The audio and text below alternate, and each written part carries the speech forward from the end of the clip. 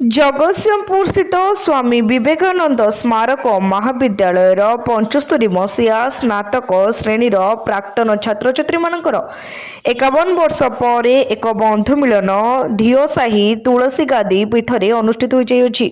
ज्योतिष चंद्र दास अध्यक्षतार अनुष्ठित कार्यक्रम में प्राक्तन अध्यापक सर्व श्री ब्रजसुंदर मिश्र, हरेकृष्ण नंद, नारायण चौधरी, पूर्णचंद्र दास को संबर्धित करागला। कार्यक्रम इतिवृत्ति संपर्क में दीनबंधु दास सूचना देथिबा बेले शांति महांती स्वागत संगीत और वैकुंठ महापात्र वयस्क नागरिक मानकर उद्देश्य एक गीत गाइथिले। प्रारंभ में उत्कल महांती परिचालन एक वृक्षरोपण कार्य अनुष्ठित होता।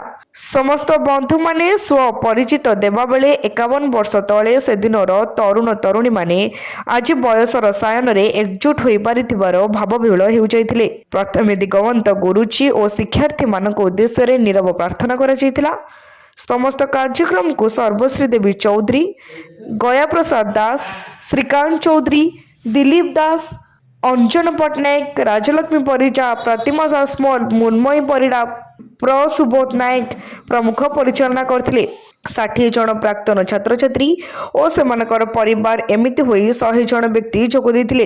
दीप्ति भानुदास संपादन प्रकाशित पाक्षिक पत्रिका आदि उन्मोचित होइतिला। प्रतिवर्ष एभली चित्ताकर्षक बंधु मिलन विभिन्न स्थान में चलिबो बोली समस्त सहमति निष्पत्ति निया जाइतिला।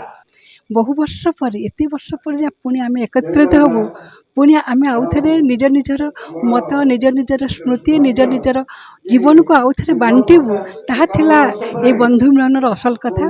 परस्पर को भेटी गोटे आनंदित हवा, से आनंदर मधु पर्वटी को आम समस्ते तोड़ी धरीचु।